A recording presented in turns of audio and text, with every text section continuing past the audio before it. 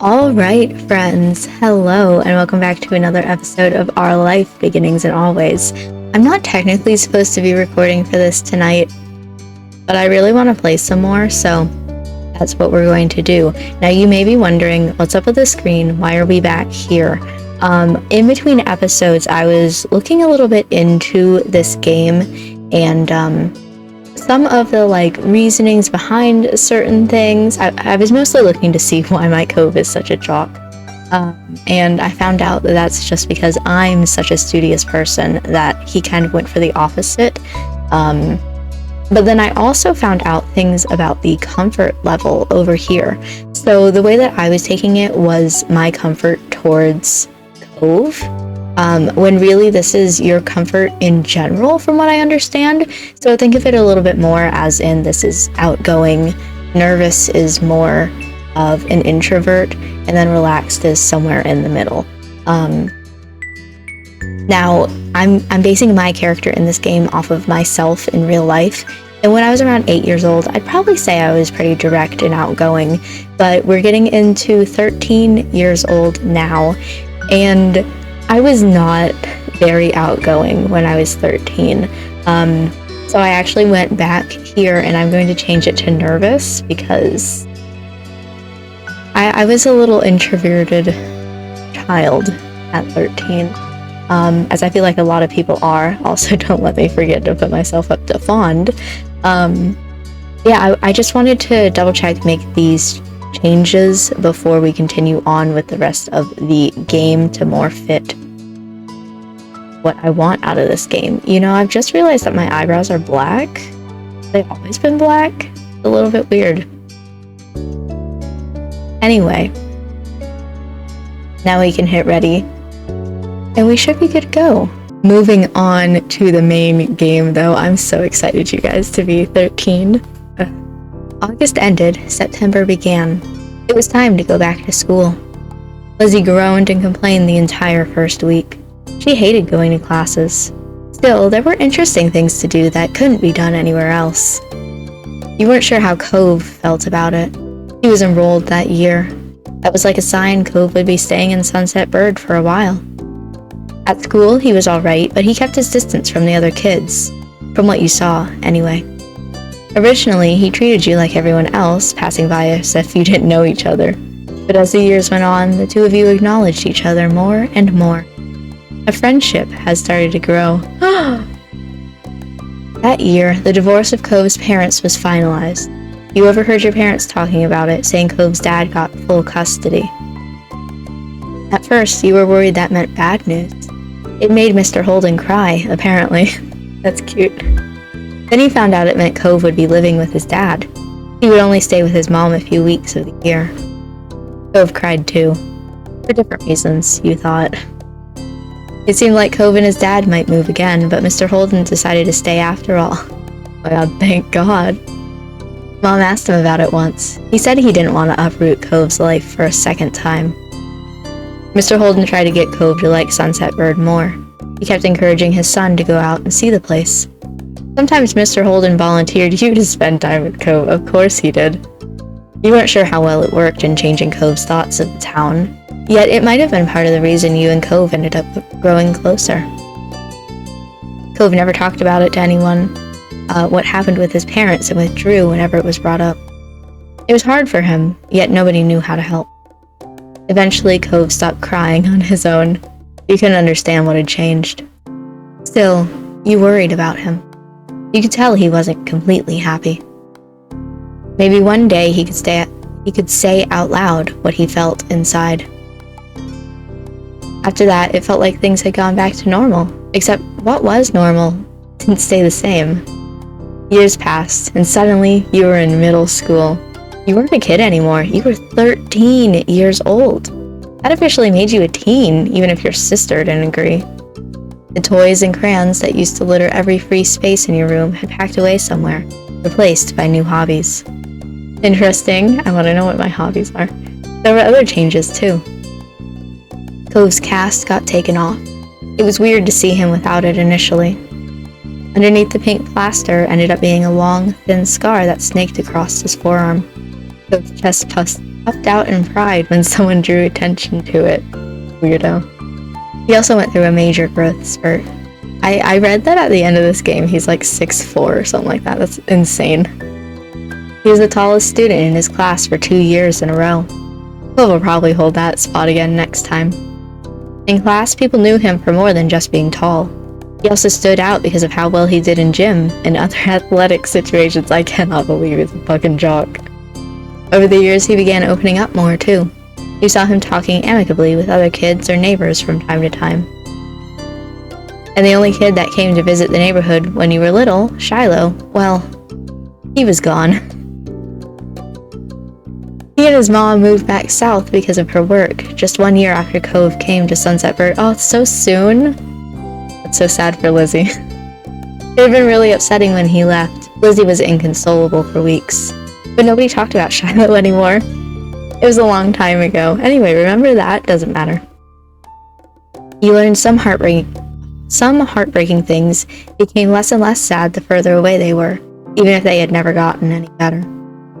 That was sad in its own way, I guess. Things at home were different too. You still lived in the same house and all that, but it wasn't how it was before. Ma dyed her hair purple, wanting something new, interesting, and liked it so much she kept dyeing it. You remember calling her mommy as a kid, but something like that seemed awkward nowadays. You were much too old for the word. Lizzie felt too mature for her nickname, too. She insisted on everyone calling her Elizabeth. So you did. It's gonna be a little bit weird, but okay, Elizabeth. Your mom soon gave her permission to go places other than the playground and shopping street, which she took advantage of. You rarely saw her around the old neighborhood. Sad. In fact, she hardly spent time with you the way she did before. Elizabeth instead associated more and more with girls from school who were her own age. We're growing apart? Maybe the difference between 13 and 15 was greater than the difference between 8 and 10. You started befriending new people yourself, like Derek Suarez. I've heard a little bit about him. He didn't live in the neighborhood or go to the same school, so how did I meet him? What happened was his and Cove's dad struck up a business partnership a few months ago, okay? Since then, Derek would pop up in the area now and then. It seemed Mr. Suarez was happy to let Derek tag along to his work if Derek had the time for it. Without a doubt, everyone and everything around you had changed, in small and big ways. You had too. As time went by, though, it was easy to settle into this new normal. Then, before you knew it, school was over, and summer vacation had come again. Yippee! Another summer! I am so excited. Like, it's crazy how excited I am to see more of this game. It was the first day of summer vacation. The sun was as hot as ever, but you were inside and away from its harsh rays. To be more specific, you were... Wait, I just noticed that our room changed. Like, the bed and... I know it talked about the room changing. Obviously, we don't have the pictures on the walls anymore, but the bed really stood out to me. Like, oh, okay. Man, it is summer vacation. I am sleeping in. It was hot, but you still had the blanket up over your head to block out the sun. You didn't want it intruding on your lazy morning. I need to... Hold on. I turned up the music, for recording purposes, but it's just a little too loud in my ear. It's crazy. Unfortunately, you hadn't prepared for an intrusion. From beneath the blanket, you heard the door creak open. You're still sleeping? Wow. Get up. You started to fake snore loudly. That is so me. You didn't get out of bed and instead made some obnoxiously loud and totally phony sleeping sounds. It was pretty annoying, but she had bothered you first. Not funny. Get up. Now. I will come over there. So much for a lazy morning. Mom told me to tell you that your friend's at the door. He brought some happy summer gift from Mr. Holden. Mom wants you to take it from him, say thanks or whatever, okay? Why me specifically? So come down already. Okay. Fine. Elizabeth said nothing else and left, having done what was instructed of her. You rolled out of bed, stretching your arms up high and yawning. Time to get ready. You sat yourself in front of the mirror in the far corner of your room. Oh, my height? I'd say I'm pretty short. Found out the other day I'm 5'2". My entire life I thought I was 5'4". I brought out the measuring tape. 2 inches shorter than I thought I was. Insane. I'm pretty short. You could relate to Derek in how it felt to be smaller than people thought you ought to be. Your shortness seemed even more drastic when compared to Cove, who was unusually tall. I like my height. I always really wanted to be short. It suited you well in your mind. Then you put the finishing touches on your outfit while ruminating on the situation. Careless as they had been, Elizabeth's words piqued your curiosity. You planned on going over to see what Cove was up to, so this worked in your favor.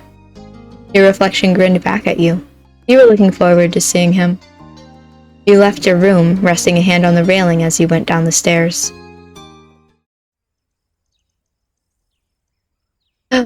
Step 2. Second chance. For what? You spotted Mom first, reclining on the couch. She held a magazine in her hands, which she was perusing through. Morning, Mom. She looked up at your greeting, a smile instantly appearing on her face. Good morning, Kit. Thank you for coming down. No problem. Are the pillows on the couch different too? I feel like they are. I don't know, maybe I'm just crazy. Ma's at the door with Cove. He can't stay over today, unfortunately. Why don't you go and thank him before he leaves? You nodded and made your way over to the front of the house. Just as she said, Ma was there, making conversation. She must have heard you because she looked over her shoulder.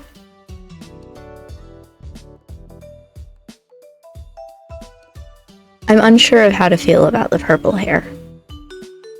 I think it blends in a little bit too much. It doesn't look like purple hair. You can kind of like glance over her and it doesn't really matter. Look who finally made it. Morning, sleepyhead. Ma reached forward and you knew she was about to pat you on the head. She was taller than average for an adult woman, so at your height you were absolutely tiny in her eyes. Thanks. I will let her do it. You stood by patiently and indulged your Ma's wishes. She gave you 2 small taps on the crown of your head. Why are you tapping me? I thought you were gonna I don't know, rub, maybe? Ah, you're the last one down today, you know that? I was going to stay in longer, so you're welcome. Yes, thank you for gracing us all with your presence this fine day. Love her. With a small laugh, Ma stepped aside. Cove was just as you remembered, exactly how you came to know him to be. Sure, hi. He leaned uncomfortably to the side in your doorway as the longer strands of his hair idly drifted with the breeze. His features were pinched in embarrassment and he shifted from one foot to another. He was holding what must be the much talked about gift. At first glance you figured it must be a bouquet of flowers. Then you gave it a real look. No, instead it was carefully cut fruit. Those things are expensive, so thanks. It made a lot of sense that it was actually from Cove's dad. You had to suppress a laugh at this showing. You couldn't imagine many folks buying that sort of thing for their own personal enjoyment. That kind of arrangement was built for the presentation, likely to impress whoever was inevitably going to receive it. It seemed no matter how long he lived here, Mr. Holden would keep going out of his way to be neighborly, and Cove would always be roped into participating. Cove smiled slightly at the sight of you. The sting of this goofy errand he was clearly embarrassed to be on eased. Hey, Kit. You earnestly grinned back. It wasn't weird at all like it used to be when you were kids. As time passed, the two of you started to enjoy each other's company. Now you actually considered him a good friend and not someone you were forced to be around by your families. Yeah, I'm definitely going to replay the child version, the child arc, sometime and do it on fond level because the amount of times my character was I don't want to hang around. Cove was absolutely insane. Hey, it's really nice to see you. Yeah, you too. What's that face? And you were certain he meant that agreement. It was already shaping up to be another long summer with plenty of time for the two of you to have fun together. His awkwardness over the task started to creep back in, so Cove nudged the gift closer to you. He was ready to be relieved of it. And with that, the gift was accepted. I hope you and your family like it. The fact that like your head even extends above the top of the screen when before you were like midway down the screen. You're gonna be, I think the eldest age in this game is 23, and it's literally just gonna be like from the neck down. I hope you and your family like this. It's a pretty good gift. I think so anyway. He smiled earnestly. Dad spent a lot of time picking out the best size and design. There were so many options to choose from. Thanks.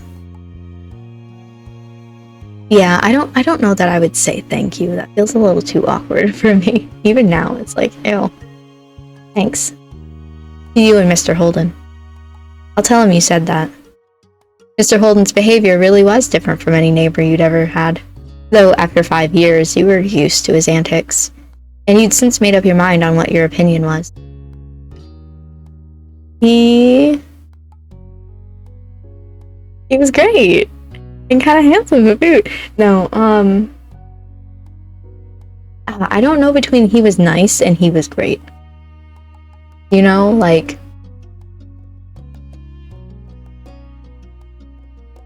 I'd say he's great. I don't know. I like him. Though there were some things people didn't like about Mr. Holden, you didn't mind them and liked him quite a bit. Your thoughts were quickly interrupted by a shout. There you are! You shared a confused look with Cove. As one, both of you stepped through the open door onto the neighborhood street. It didn't take long to locate the source of the noise. You spotted Derek just a few yards down the road. He ran up to you.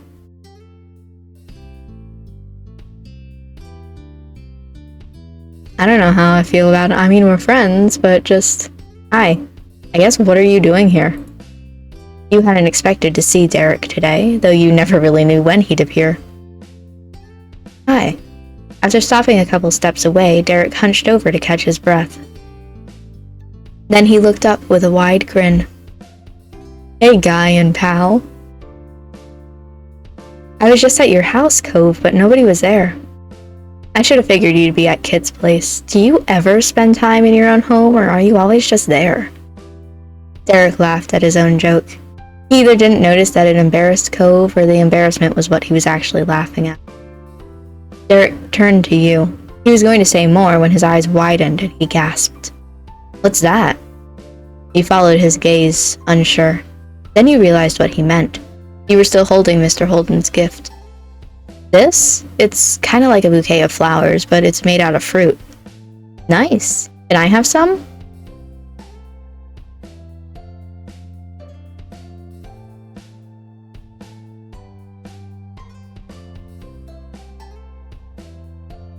It's...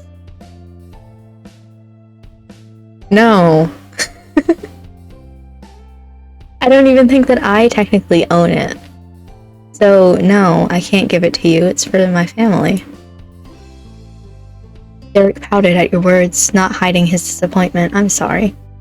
Oh, okay. Then he nodded his head as if to clear it. Anyway, that's right. I came here because I needed to say something big. He paused, possibly for effect. There's some other kid here in Sunset Bird. Bill was as surprised as you were by the news. Honestly, there could be like 15 kids in Sunset Bird. Do you know how many years have passed? Such a reaction made sense. No one around your age had moved here since Cove did 5 years ago. Were they with their family? Maybe they were cutting through. Nuh-uh. The new kid was all by himself, just walking. Did you talk to him? No, I came to report the sighting right away. The kid had green hair, glasses, was pretty small, and seemed really upset about something. I hope he didn't leave. You blinked. Slowly, you looked over to your longtime neighbor.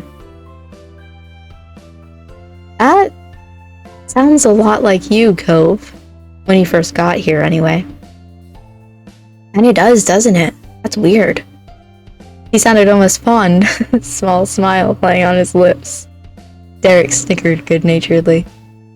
I can see that really well, now that you say so.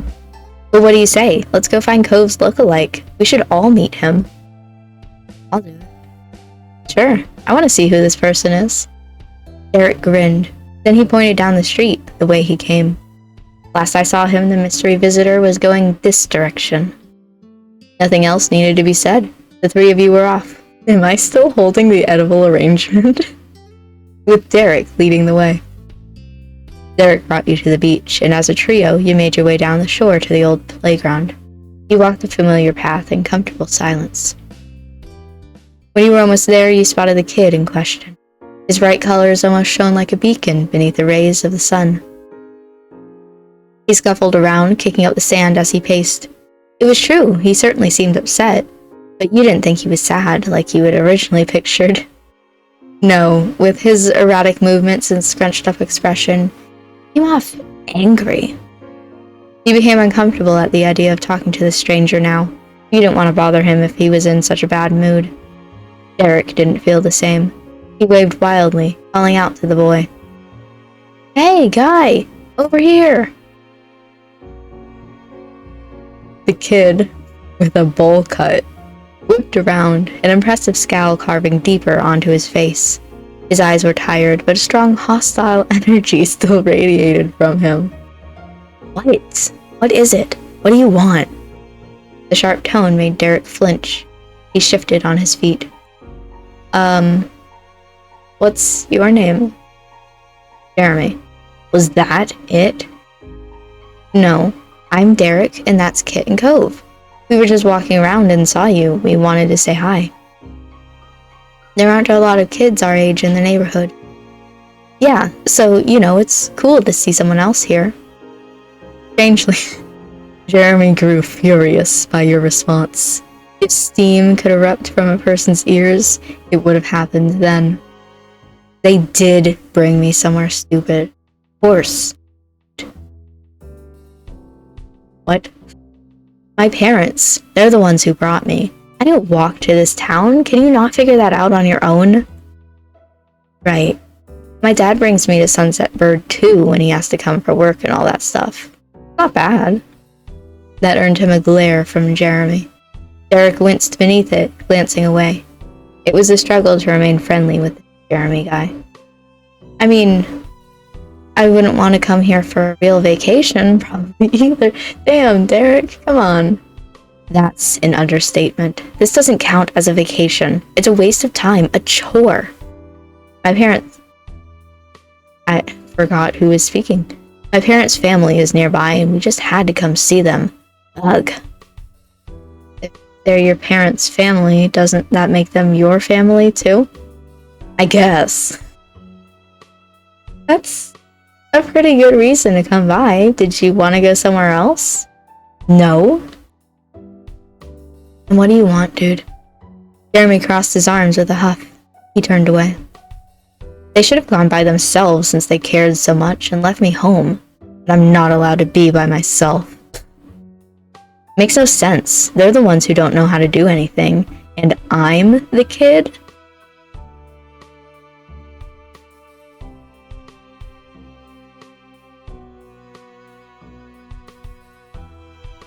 God, I don't know what I would do between keeping quiet and being like, dude, shut up.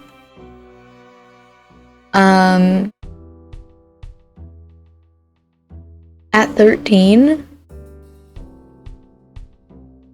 I would have probably just kept quiet. You had no idea what to say to this, so you just stayed silent. Jeremy didn't even notice, too focused on ranting. How do they always make summer vacation worse every year? You turned to Cove, lowering your voice. You aren't that similar after all.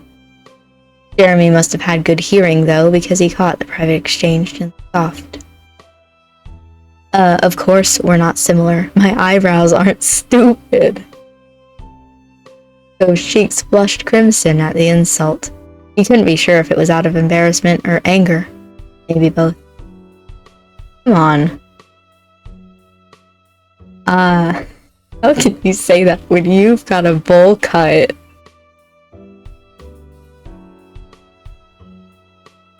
Yep, it's embarrassing and awful.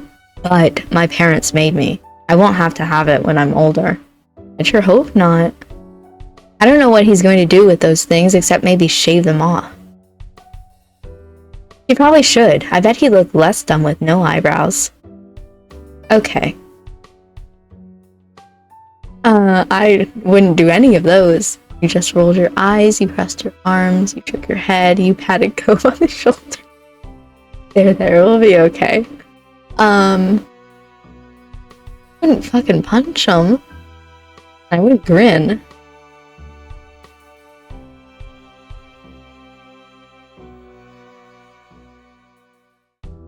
I guess I crossed my arms. You were really getting tired of this. Wow, what is wrong with you? Instead of taking offense, Jeremy only parroted Derek's words in a nasally voice. Wow, what is wrong with you? Wah wah. This is dumb. Jeremy stuck out his tongue and skulked away, throwing more sand everywhere as he went. You watched him go, hunched over, until he became a speck in your vision. Silence reigned in his wake. The three of you tried to process what just happened, really. Can't believe it. What a mean kid. Derek wasn't kidding. And by the sound of those earlier complaints, the new boy Jeremy was going to be in the area for at least a little while this summer. Derek sighed in dismay, plopping onto the ground. He followed, and Cove did too shortly after. There wasn't much else to do. This sucks. I was hoping we could meet someone fun. Hang out, maybe. He shook his head. After a moment, he slowly turned to you with a hopeful expression. Oh boy. But, you know what would really improve the day? What? I am still holding the fruit. He didn't respond. Instead, he used a hand to point, right at the fruit arrangement that you were still holding. Why did I bring it out?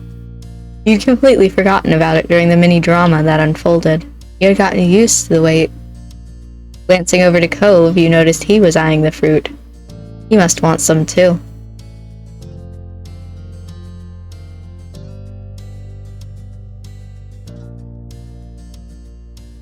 I don't know that I'm allowed to give it to you guys.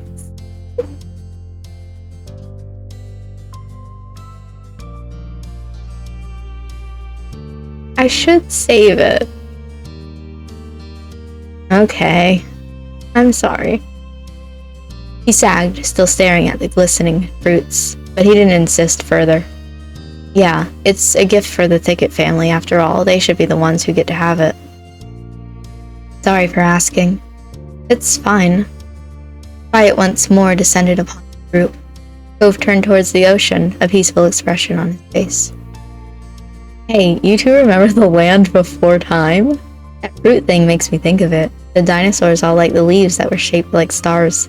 I mean, I only really remember one dinosaur that really liked the star leaves, but... tree stars. Yeah, chomping leaves looked so delicious when they did it.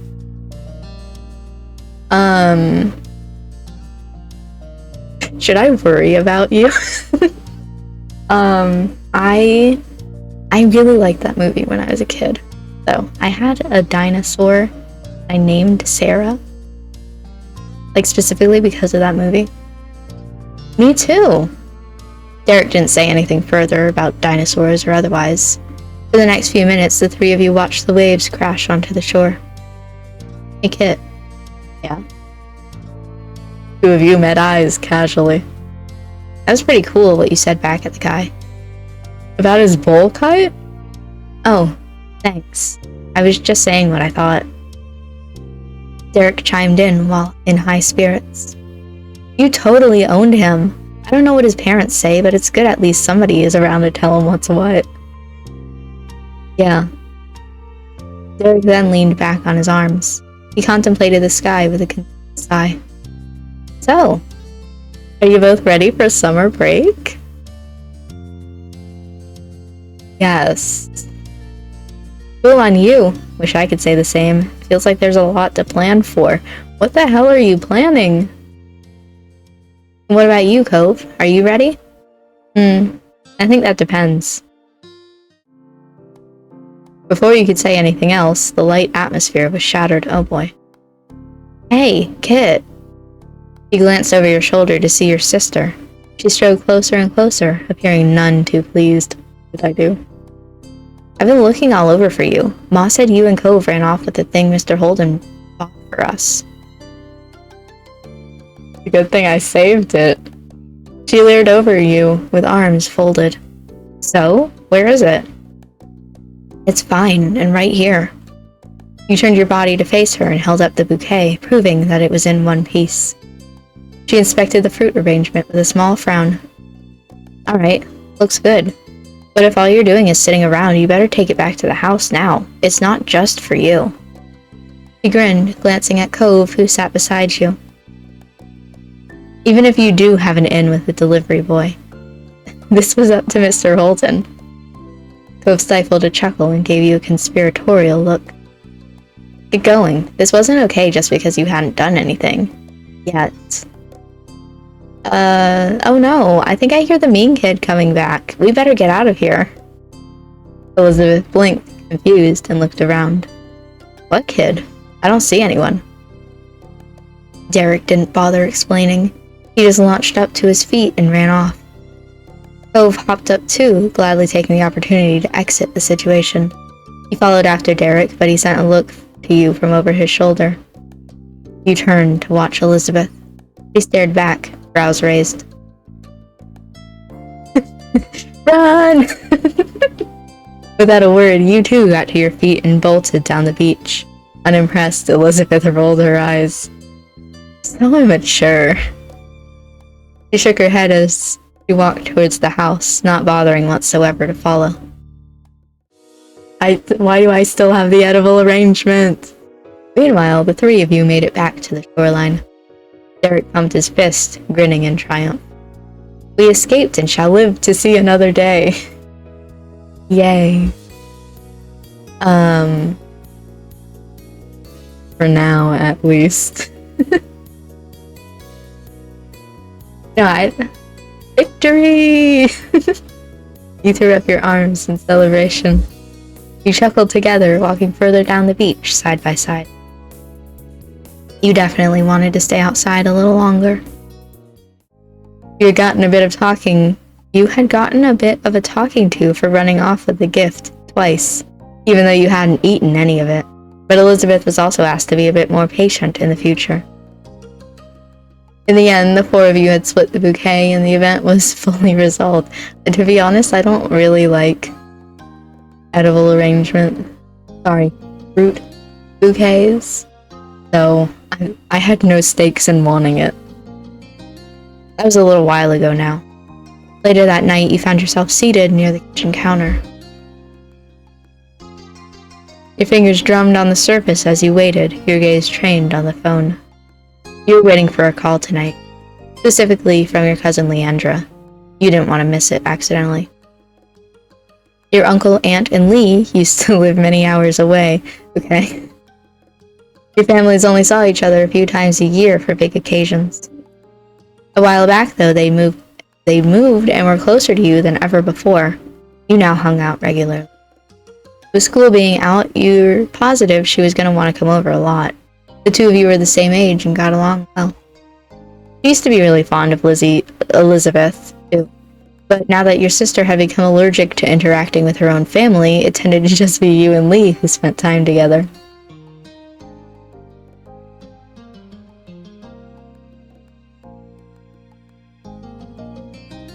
She's probably my only friend who's a girl. Probably. You weren't a girl yourself, so maybe that was why. Maybe. But I didn't really have a lot of other friends either. Ma always said it was quality. Nope, Ma always said that quality was more important than quantity when Elizabeth bemoaned your small social circle. You weren't sure how friendship quality was judged, but nevertheless, you thought that what you had with Lee was good. Then the thrill ringtone announced an incoming call. You jumped before grabbing the receiver and pressing it to your ear. Hello? He's cute. Okay. Hi, Kit. It's Lee. I'm glad it's you. For a second there, I thought it might be one of Elizabeth's friends. There was static on the end, as if Lee was shifting wherever she was. So, can you believe school is actually over? I thought I'd never be done. Now we don't have to do any of that boring stuff and we get to hang out whenever we want. Speaking of hanging out, Lee, can you wait a second? Let me just head to my room. Oh, yeah. You got up from your seat at the counter. Luckily, the phone was wireless, so you didn't have to worry about any cords tying you down. Kind of aging this game. I don't think for one, I don't think anybody has a house phone anymore. For two, I don't think anybody needs to worry these days about whether or not their phone is wired or wireless, but continue, I understand. Your mom's had a rule about not moving the phone unless a call was in progress, which is why you'd been sat by its cradle waiting for Lee to call. You thought that made sense. It was nice to keep everything in its proper place. But now that Lee had called, it was okay for you to go upstairs to your bedroom and talk to her. You made your way up the stairs, smiling.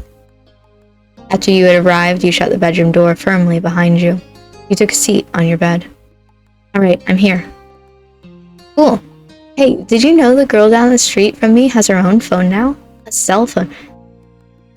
I'm 13 years old and I don't have my own cell phone. I got my first cell phone. So, she doesn't have to wait for someone else to stop using it or anything. Wow, really? The thought of someone having a phone that was all their own seemed unbelievable to you. Right? I wish I had one too, but my parents said I couldn't get my own phone until I'm more grown up. I wish they'd change their mind. We could call each other every single day and no one would be able to stop us. How great would that be?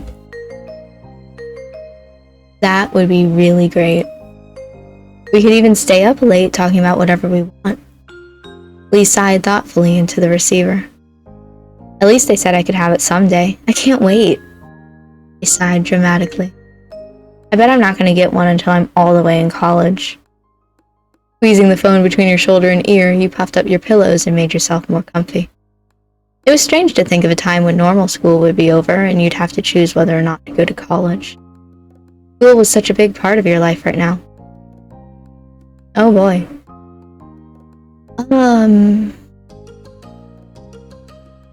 I mean, okay, this one. I misread this one, moved on, and I was like, none of these are really it, but this one was the one that I wanted. Though I feel like it's kind of a mix between these two. You didn't bother at all in school, and it came easily to me. But this one means that everything in your classes came. You soaked up information as naturally as a sponge absorbed water. You had yet to worry about school being hard for you.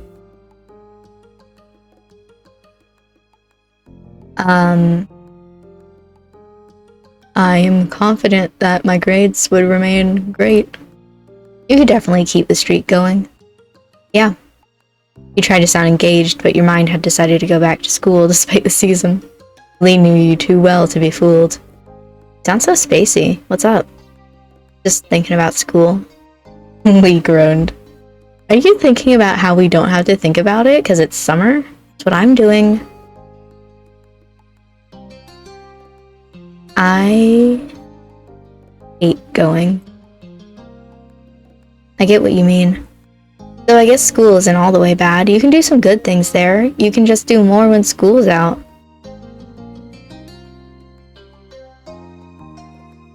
The cafeteria lunches at my school could be better than they had any right to be. I guess learning new things can be cool. I just wish everyone did okay with how they taught the things. I just wish everyone did okay with how they taught the things, not just some people. Me too. I don't know what that means.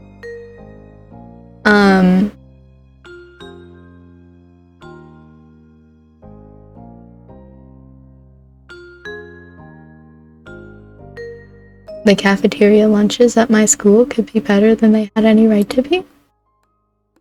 Lucky, mine's boring. How many things am I going to say? I don't care about this, I don't care about this, that's all. That's pretty much everything that's good about school. Okay, point taken. Now, I decree the topic of school is officially closed.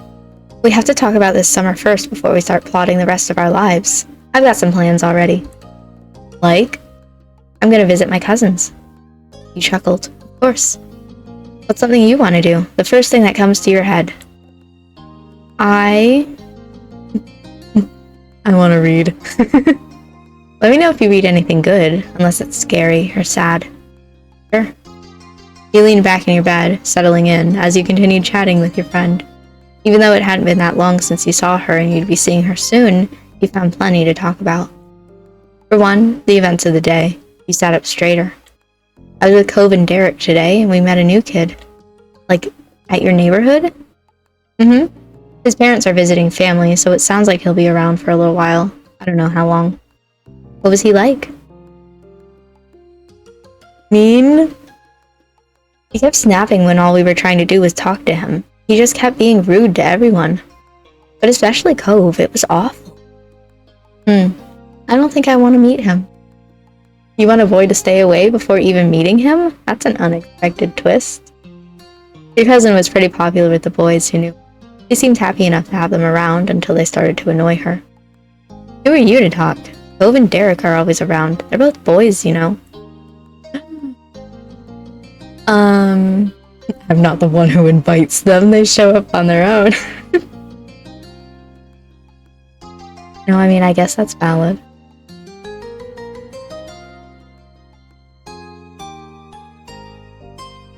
We laughed at your affirmation, deeply amused. You shut your eyes tightly, feeling embarrassed about her reaction.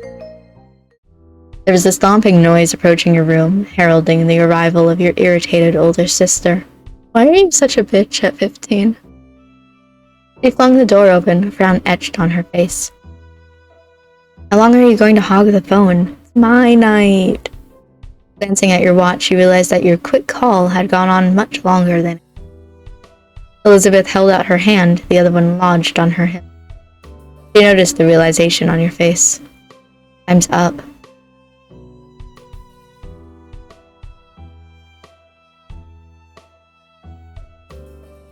I guess. Sigh and say goodbye. Lee, I have to go now. Okay, see you soon. Tell Elizabeth and your moms I said hi too. You barely pressed the end call button when Elizabeth whisked the handset from your fingers and began dialing someone new as she strode out of the room. Your ma's voice called from downstairs. Hey, has anyone seen the phone? Elizabeth has it. I'm using it.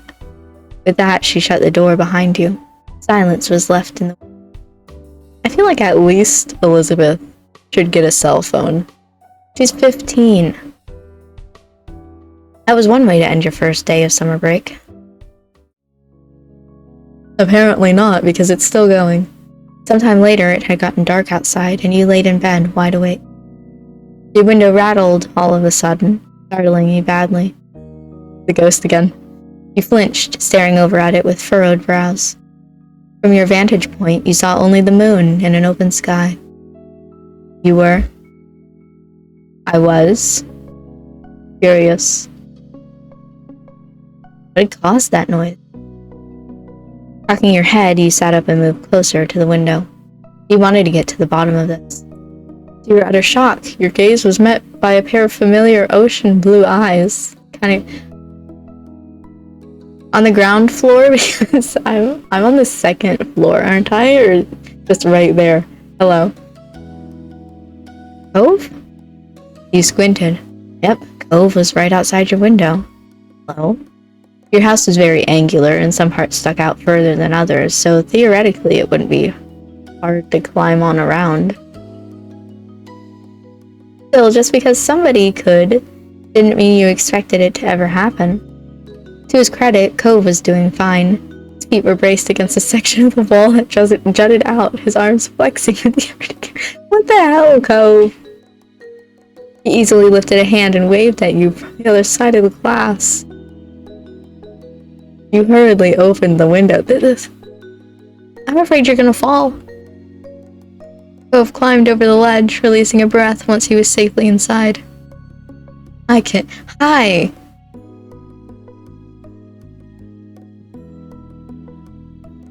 Amazing, my dreams have come true. What are you doing?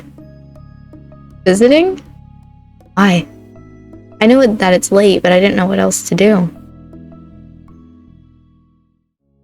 If I rang the doorbell, I know your moms would have answered and they'd just make me go home. I didn't really want to explain why I was coming over anyway. I don't want to talk about it. Like, in a bad reason? Okay. Well, besides with you, I mean. But that's why I did that. As unexpected as this was, you were touched. Cove felt like he could tell you what was wrong. I might have tried calling or something, except my dad was on the phone. Cove suddenly looked very cross. Dad. He was talking to my mom. Still is, probably. You raised your eyebrows. Cove had eavesdropped on his parents' phone conversation? It's me too. Cove smirked at the agreement. Yeah? I don't do it a lot, but I heard them talking about me. Are you going to stay with your mom for a while again? Every year, Cove was sent off to live with his mom for a few weeks. When it happened varied. Sometimes he would go during winter break, but usually he went during summer. The necklace is a really weird thing for you to be wearing with pajamas. I feel like that's not very comfortable. Even though it was hard news when you found out he was leaving and you missed seeing him those weeks, you understood. To your surprise, however, he shook his head. But I thought too, but no, that's not what they were saying. My dad asked my mom not to have me leave this year. He said she could come stay with us here. Why? He waited for him to continue. He didn't. The conversation abruptly dropped off. You couldn't help but stare at Cove. There was a complicated mix of expressions in his face. Did she say what she would do? She told him she'd come. I know she's coming soon, before school starts. Oh. You had heard Cove talk about his mom a lot over there.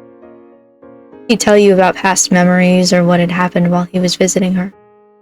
Still, it was one thing to hear about someone, and another to actually meet them. Very soon, you were going to see Cove's mom, and you were taken aback by the news, so you could only imagine how Cove felt. You looked over at him. He was pacing across your room, his features pained with dread. Before, they'd barely stay in the same room long enough to have lunch. Now we're all going to be together again. The three of us, after all this time? Just for a few weeks. I know I should probably be happy they can talk to each other now. I'm still not. I'm just confused and freaked out, and now I feel really bad for feeling this way. It's so... His fist tightened and his eyes became misty. I shouldn't keep getting like this. It's been a long time already, and I'm not a little kid. Though he wouldn't meet your eyes, you knew he was waiting for you to say something.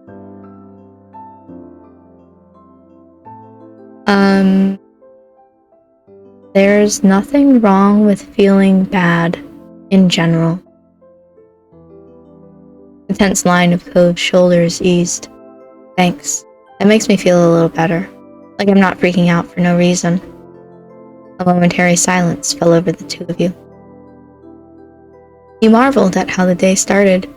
You'd woken up eager for summer vacation. But now, things seem so crazy. The mini debacle with Mr. Holden's gift, the newest addition to the neighborhood being so rude. And as if it all wasn't enough, now Cove's mom would be living with Cove and his dad again. Your whole life was kind of like that, it seemed. Complicated and hard and different. Why couldn't things just get better with time? Kit? The sound of your name, said quietly, pulled you from your thoughts.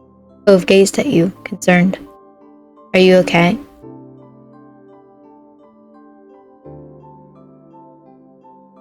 Yeah. But also this. But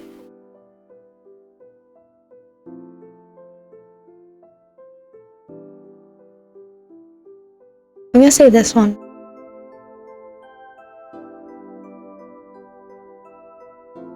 You don't have to forget about yourself for me. I want to listen to you, too.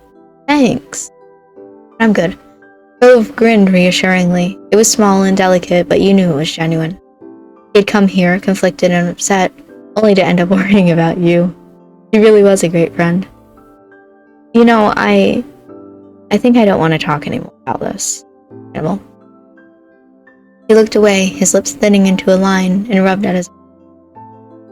But I kinda don't want to go back home, either.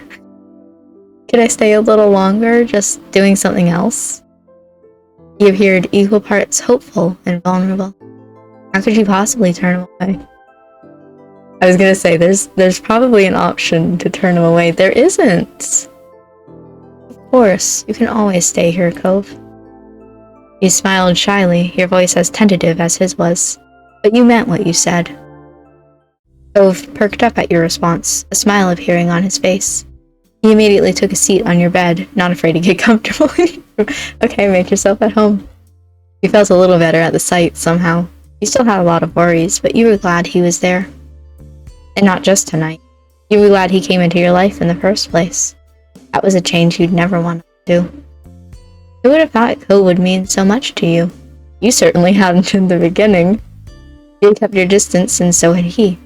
Now you considered him to be one of your closest friends. Hi. You joined Cove on your bed, taking a seat across from him. He smiled at you again, but you could tell this time it was half-hearted. He was still easy to read. Though he didn't want to talk about his mom and dad, he must be thinking about what had happened and what's about to happen.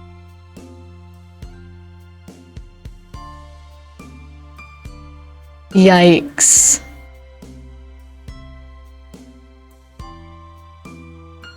Yikes. I'm not one for, like, touchings.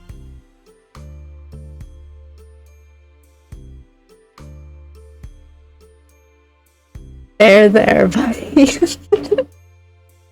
You'll be okay. I don't... You stretched your short arm out and softly patted his back. It wasn't much, but you hoped the contact helped even a little. Cove blinked, startled, before his expression softened into something more natural. Conversation was stilted and broken off, and by silence at first. Then both of you were able to get into your usual... And... yeah, I don't know. As your secret hangout session stretched on, you thought that you truly wanted to keep having moments like this with him. In the middle of the night? In my bedroom? Alone?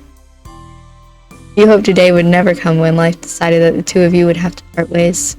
And you knew Cove felt the same. You opened your tired eyes, groaning as they adjusted to the bright light that was streaming through your window and warming your peachy skin. With a loud yawn, you rolled away from the sunlight and blinked a couple of times, clearing the sleep from your eyes, before realizing with a start that it was actually morning. You couldn't remember even falling asleep. Cove had crept through your window during the night, and the two of you spent time together, trying not to wake your parents. You must have fallen asleep while you were hanging out, but couldn't put a finger on exactly when. You wondered how late Cove had stayed before heading home. You rubbed your face and yawned again, contemplating whether you should get out of bed and get ready for the day, or stay snuggled up for a little while longer. Until your gaze landed on an instantly recognizable mop of pale green hair, and you bolted upright and gasped in surprise. I thought you left. He never left. He was still there, in the morning.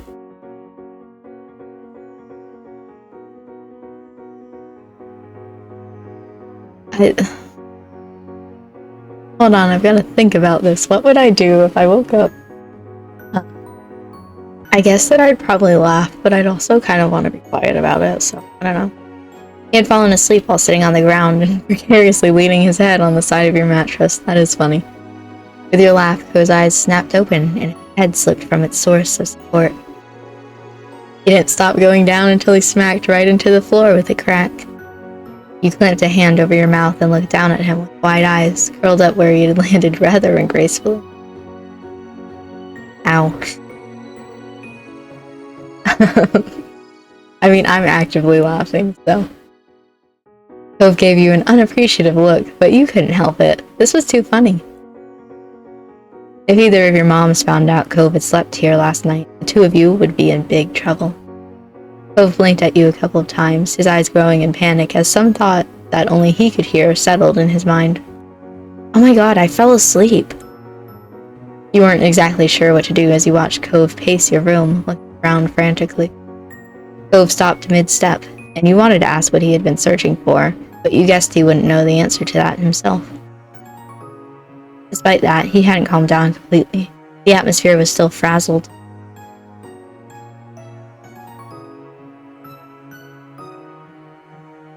It'll be okay. Pat, pat. You just need to leave before anyone notices you're here. If they knew, we would have heard about it already. Cove nodded, his shoulders tensed as he fixed you with a firm stare with his turquoise eyes. Letting out a heavy sigh, he ran his hand through his hair in exasperation. He couldn't look at you again as he spoke. See you later. You were confused by how all this had played out, but hoped that was true. Bye.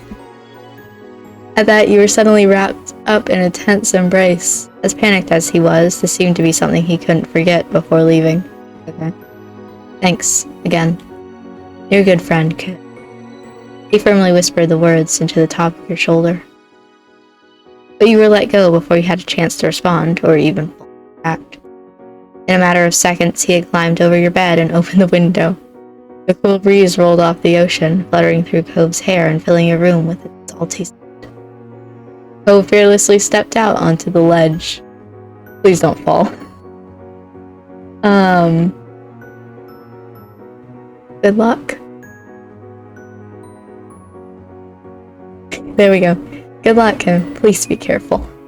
You gulped, thinking about how far the fall would be if he were to miss a single step. You weren't sure if he heard you or not, but he kept going along, one foot in front of the other with increasing speed, until his form disappeared out of sight. You ran. You stuck your head out the window as far as it could go to try keeping watch. He walked the full length of the ledge before jumping down to the top of the garage. Okay, that would be loud, but okay. Before lowering himself onto the fence. From there, he finally dropped down to the ground. He grinned at the sight of his successful climb. He ran off towards his house without stopping, disappearing behind the side of another building. You had to admit that you were pretty impressed with how doable he made it. With a little sigh, you reclosed your window. Deciding there was nothing more you could do, you popped off your bed and got ready to head downstairs for the day. Oh my god. Don't out me like this, but I make my bed in the morning. It was a habit of yours. You straightened up your sheets, smoothed over your comforter, and fluffed your pillows before stepping back and admiring your work. You took the stairs, slowly attempting to mask your face into a look of innocence. You were sure that someone would have come into your room if they had heard anything strange, but you couldn't be too careful. You had to play it cool. When you stepped into the living room, Elizabeth was there, tapping her finger on the counter. Morning, Elizabeth. She looked you over immediately, her eyes squinting at the greeting. Me too. I'm like, why would you say that to her? Why are you being so weird? You hadn't even done anything. Your big sister never missed a beat, unfortunately. You stopped in your tracks, heart pounding in your chest as you wondered if she could see the sweat that was building around your temples. It? Wouldn't you like to know? No? I'm not. You spoke so nonchalantly, you almost thought she believed you. But you knew better. Further suspicious squinting occurred as she waited for something. But ultimately, she rolled her eyes, and you weren't sure if you were in trouble or not. She didn't seem to care enough to dig any further. Whatever. And then she walked straight out the front door, letting it slam shut behind her, and you let out a brief sigh. Elizabeth went out most days to hang out with her friends from school around town. Today, you were extra glad for it, though you were also grateful she hadn't left the house any sooner and risked running into Cove. It looked like you were getting away with that. Breakfast was eaten in peace and alone. Your moms were both out by the time you had gotten up.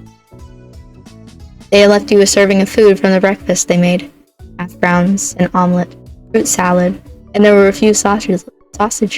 That's a big breakfast.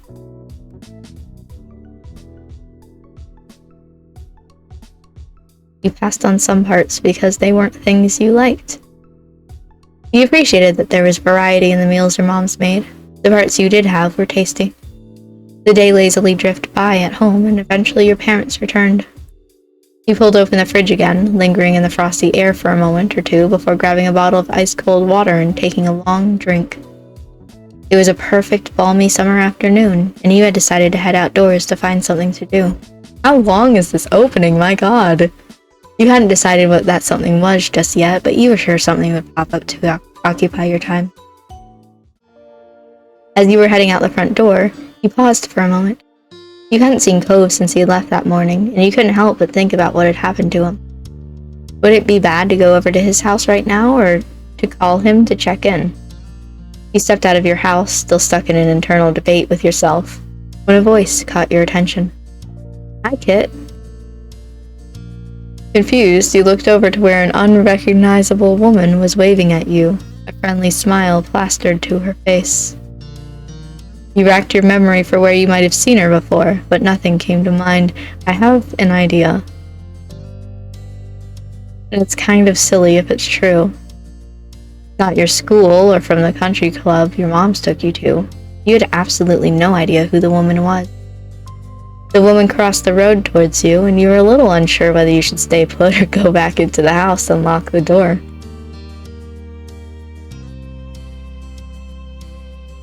Thought so. I thought so. I've seen her before.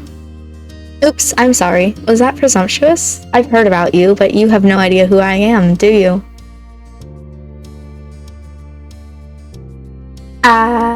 Okay. You shook your head and she removed her sunglasses to reveal sparkly ocean blue eyes. All of a sudden, she seemed a little more familiar.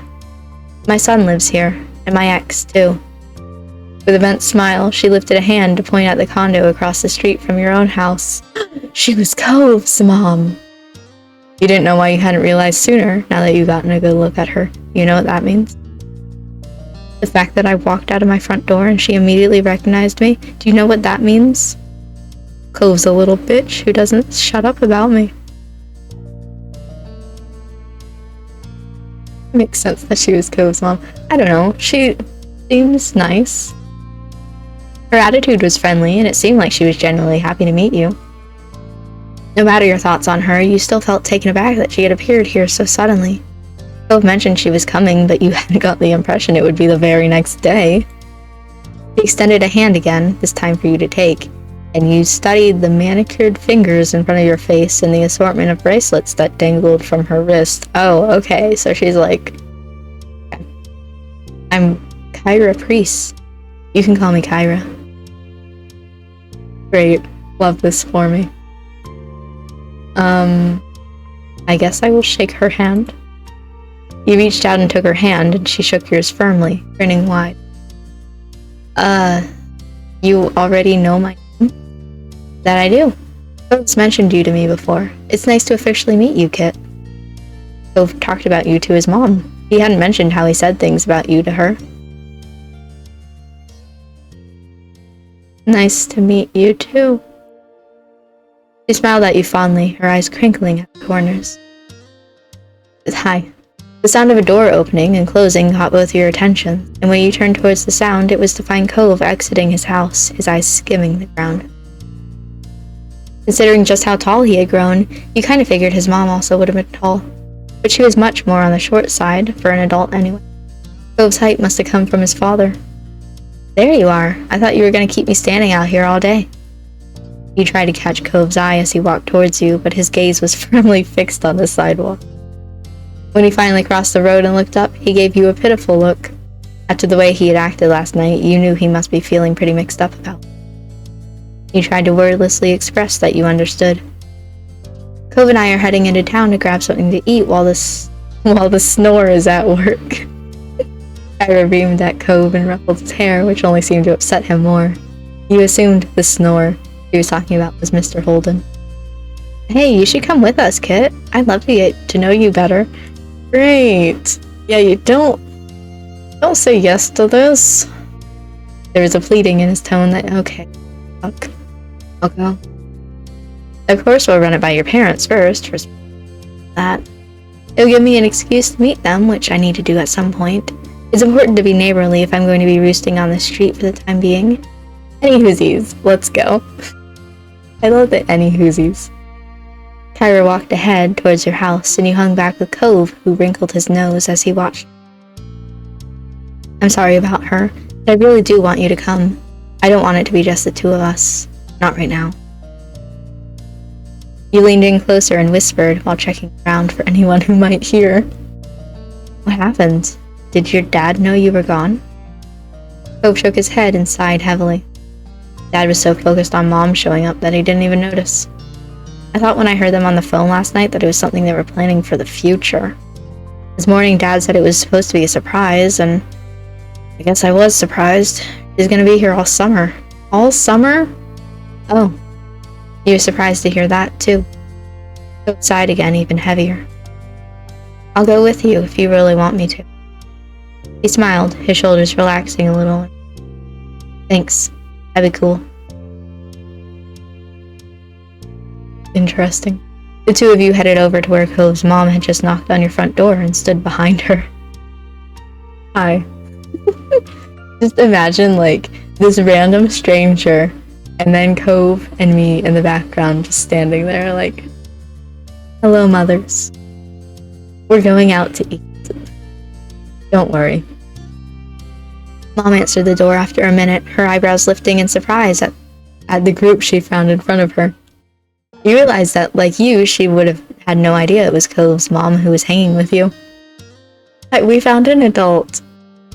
However, after blinking at the woman a couple of times and looking between her and Cove, the realization seemed to strike on her. Hello there, I'm Pamela. I see you've met my kid, Kit. And I'm guessing you've already known Cove for a while. Obsessed with the energy. Kyra laughed, and you and Cove exchanged looks at your parents' weird sense of humor. I'm Kyra Priest, Cove's mom. It's so nice to meet you. A head of purple-brown hair caught your eye as Ma popped up behind Mom, squeezing herself in beside her. We have company. I was wondering what all the commotion was. She grinned excitedly at Kyra. The two of them introduced themselves and shook hands. Hi, Kit, Cove. Cove smiled at Ma shyly, and she gestured a hand towards the living room. There's no use hanging around in the doorway. Why don't you come in? I'd love to, but I promised to take my son out to eat, and I wouldn't want to hold you up with a surprise visit. Oh, I understand. You're welcome to stop by anytime. I'll take you up on the offer when I can. Count on it. Would you mind too much if Kit went with Cove and I? My treat. We will be driving just a quick walk down the road. Sure, that sounds nice. I hope you all have fun. You gave your moms a look, and they smiled at you fondly. You were annoyed they had agreed just like that. I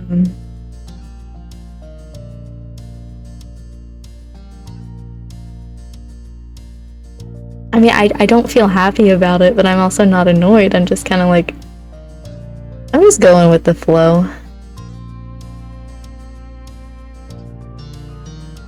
You could tell that Cove really needed the support, and you were ready to be there for him. Marvelous. Expect us back in an hour or two. We look forward to seeing you again. Take care. Your parents waved goodbye to the three of you as you backed up onto the street. There was a sound from the front door closing behind you. I'm pretty positive I saw some restaurants when I was in the taxi not too far from you. Yeah, there's a lot of them around. The answer was straightforward and the tone was curt. Cove was usually more light-hearted than that. Kyra put her hands on her hips and smiled at her son. Well, you sound like the area expert. Do you have any recommendations for a place nearby? Not really. Kyra pounded at him a little and turned to you instead. How about you, Kit? Want to point me in the right direction? Sure, I have a couple of favorites. You've been to a lot of places in town, and there were a couple that stood out from all. There's a Chinese restaurant that me and my family go to all the time. It's my mom's favorite. There's also a tropical themed place that tries to be sort of fancy. Both sound like a treat. I'll leave it... Great. I'll leave it to you to pick it for us since Cove is going through a phase over there. I love her. He huffed at her and turned his face away.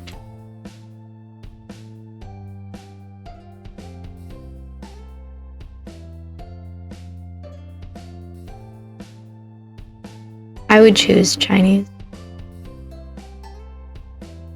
Thank you, Kit. Will you show us the way? You nodded, taking the lead of your little group as Cove and his mom followed behind you.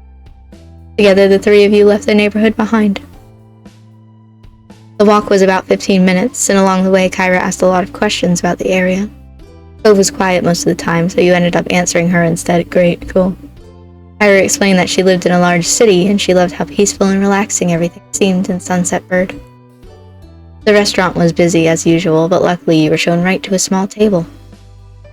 Kyra lowered herself into the chair while Cove picked the one diagonal to her. Not facing her, or to her side. It was awkward. Let's see. To start, what would you all like to drink? I'll get an orange soda. Noted. Kit? If I wasn't 13. Oh god, I'm 13. I'd get milk. Which type? It's a test. Plain. Sure. I replaced the order for your drinks, getting a black hot coffee for herself, and it didn't take long before they were brought to the table and set in front of you. You took a long sip of your drink as you looked around the restaurant. Your small group checked over the menus, and you decided to order a usual thing. You'd been to this restaurant many times, so you knew what was good and what wasn't already. Kyra and Cove didn't need any encouragement for this. They were totally focused on the information in front of them. Then the meals, too, were ordered and the menus taken away. You glanced at the table surface, waiting to figure out what to say. Cove sunk back further into his seat and avoided eye contact. He started to twiddle his thumbs while acting like this was all perfectly normal. His sour feelings today were unignorable. Instead of asking more open questions he'd brush off, Kyra had mercy on her son and instead put her focus towards you. Great! So, Kit, what's a few things that you're into? There's gotta be something you do for fun, especially now that you're not buried in school assignments. I like to read. Oh! Fiction. Me too. Nothing beats curling up with a good book.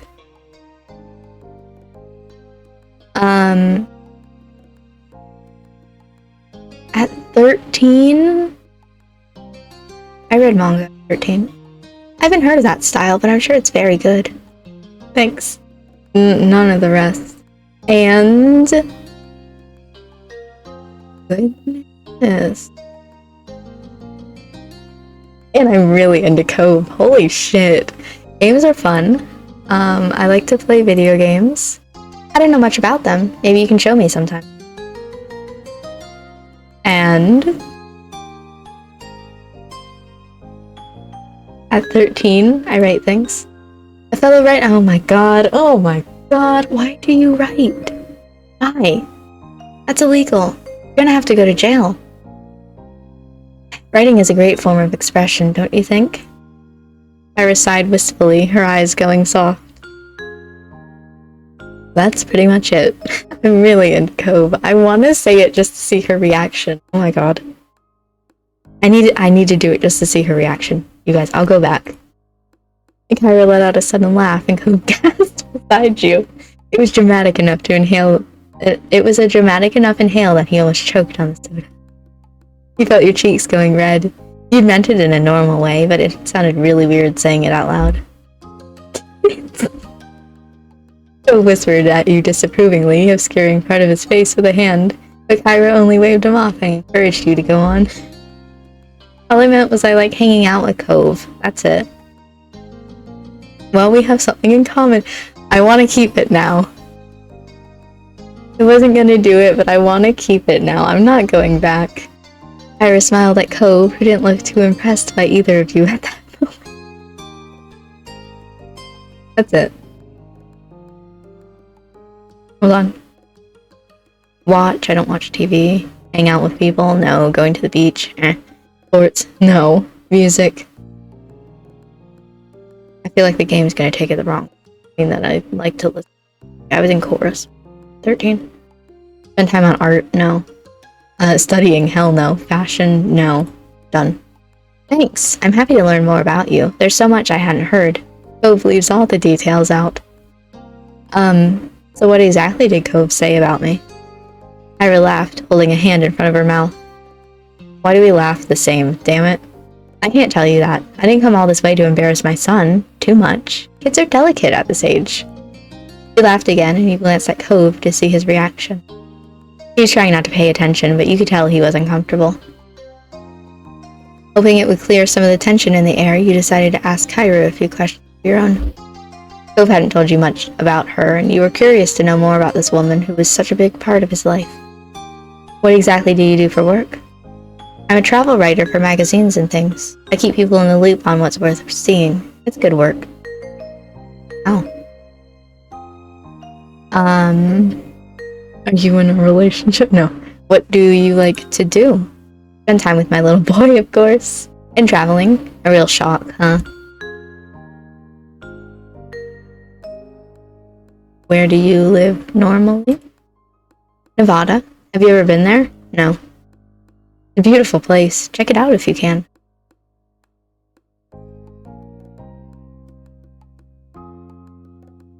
Cool. It didn't seem to bother her that the conversation dropped. Cove sipped his soda angrily, slurping up the remaining drink with furrowed brows. He looked ready to run straight out of the restaurant. You weren't sure if coming along had ended up making the lunch better or worse. Oh my god. I'd love to make a silly face. I'd also really like to flick a straw wrapper. Those are both me. I think in this instance I'd probably flick it. The wrapper hit Cove on the nose. Nice. You had to bite down on your lip to keep from laughing. It took a couple of moments, but finally he cracked a smile, and that made you feel a little lighter inside. Thanks. You two seem really cute together. Cove covered his face with his hands and leaned back. I love her. Mom, why would you say that? Thanks. No, I just laughed. That was definitely unexpected, and there didn't seem to be any other way you could react. Your meals were delivered shortly after that, and everything was so delicious, even Cove enjoyed his food. Alright, now that we're all full and content, can you explain, please, why you've had a bug up your butt all day? Cove's face scrunched at that. Seriously, baby, what did Mom do to make you this mad? I haven't even been around a full day yet. He gripped the edge of the table, refusing to make eye contact. The words he spoke were barely audible over the din of the restaurant. Could have told. He leaned forward to not miss anything else, eyebrows raised. Told you what? He finally seemed to find his voice and spoke the thoughts that I wasn't going to visit you this year, that you were going to be coming instead. Didn't you invite me? You wanted me to be here with you. Cove's eyes began to shake. I don't know what that means. And his frustration ebbed. I do want you to be around, but I didn't know it'd be like this. It's not the same, and nobody said anything. I see. Her expression grew tense. She said, I'm a little scared of her with that expression. She threaded her fingers together and placed her hands in front of her on the table. We've both been gifted another Clifford surprise. Referring to that as a Clifford surprise almost caused both you and Cove to crack a smile. You've also had no idea his name wasn't just Cliff. Over 5 years, nobody had ever called him Clifford until now. She smoothed her hair out, not letting go of her stern look. The more things change, the more they stay the same.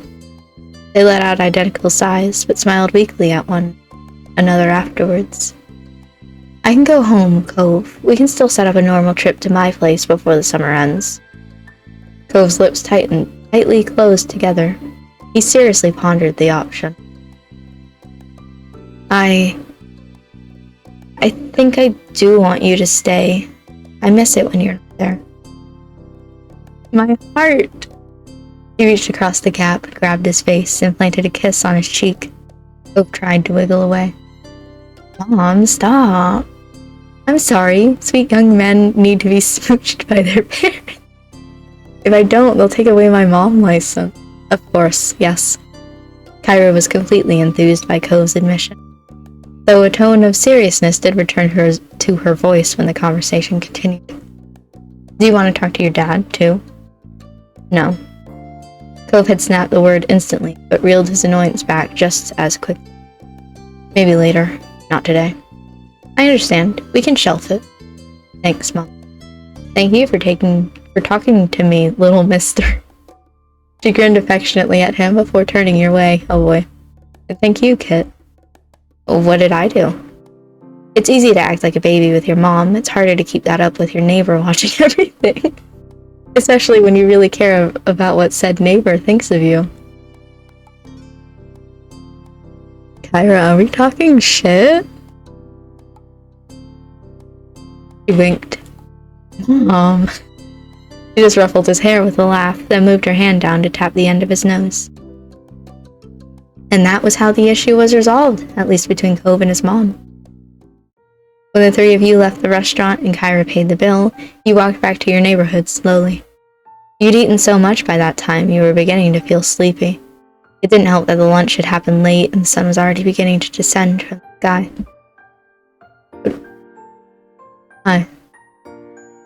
But eventually, you reached your street. Someone was there to greet your group upon arrival. Welcome back, family. And Kit, too. Cliff. You can just barely see the, not amused eyes behind her sunglasses. Holy shit. I like her. Sad. Ooh. The two walked past him into the condo without sparing another word. Despite the summer heat, their shoulders were cold. Uh-oh, I'm in trouble. He rubbed the back of his neck with a crooked smile, but his eyes were soft as he looked on after them. He's so much like his mom, don't you think? You gave a vague nod, not sure what he was expecting you to do. He nodded back, far more energetically. Okay, have a nice night, Kit. You too, Mr. Holden. With that, Cove's dad disappeared to join the others inside. It was your turn to go home now. Summer hadn't started off at all like you imagined it would have, though it turned out to set the tone well. Having Kyra in the neighborhood was a new experience, not only for you and Cove, but also both your families, and a dull moment was rarely had. Oh my god. There's more? There's a second page! Oh. I don't have Derek's DLC. This makes sense. I haven't met Derek. Why do I want to buy his DLC, you know? Okay. Well, I'm gonna save it here. That was a little bit longer than I thought it was going to be. I'll put it here. We're a little bit over time. Just a little bit, though, you know?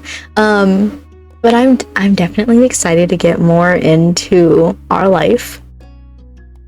The teenager arc. Oh my god. And I'm really excited to see more of Kyra, actually. I can't say that I was looking forward to it too much. Just I knew that she was going to come into the game eventually. I've seen her character on social media before, but I didn't really know when she's gonna pop up, how big of an impact she's going to have into the story, and I actually kind of like her. Both of Cove's parents are really cool. But I'm gonna end this episode here so it doesn't get too long. I'm really excited to see what's going to happen next. I like that in step 1 there was growing up. Step 2 is just growing. We've done the up, I guess. Yeah, I'll see you next time for the waves.